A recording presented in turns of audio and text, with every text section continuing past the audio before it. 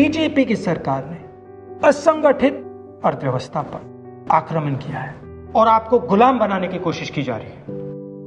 2008 में जबरदस्त आर्थिक तूफान आया, पूरी दुनिया में आया, अमेरिका में, जापान में, यूरोप में, चाइना में, सब जगह आया।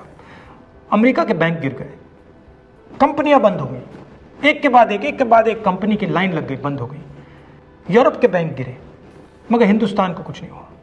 यूपीए की सरकार थी, प्रधानमंत्री जी के पास गया और मैंने उनसे पूछा, मनमोहन सिंह जी बताइए, पूरी दुनिया में आर्थिक नुकसान हुआ है, हिंदुस्तान को कोई असर नहीं हुआ, कारण क्या है?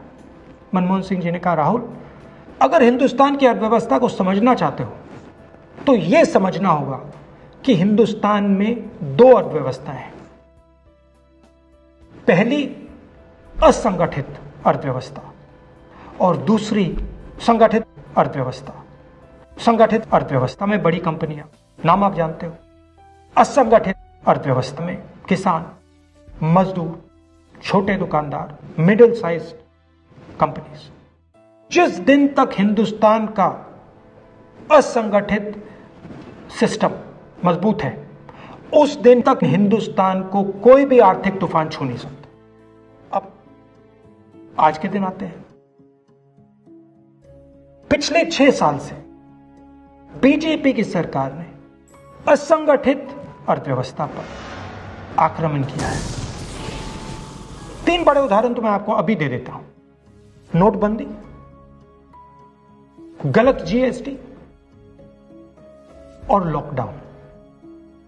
आप यह मत सोचिए कि लॉकडाउन के पीछे सोच नहीं थी।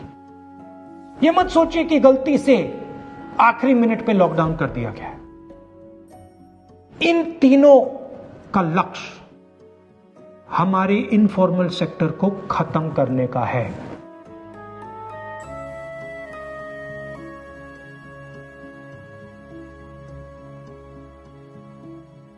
प्रधानमंत्री जी को अगर सरकार चलानी है, मीडिया की जरूरत है, मार्केटिंग की जरूरत है। मीडिया और मार्केटिंग 15-20 लोग करते हैं। इनफॉर्मल सेक्टर में पैसा है, लाखों करोड़ रुपए, जिसको ये लोग छू नहीं सकते।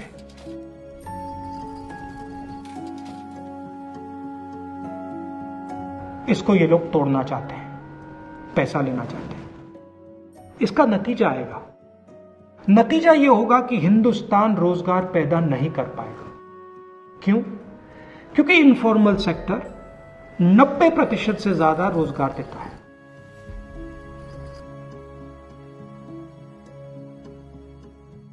जिस दिन इनफॉर्मल सेक्टर खत्म हो गया, नष्ट हो गया, उस दिन हिंदुस्तान रोजगार पैदा नहीं कर पाएगा।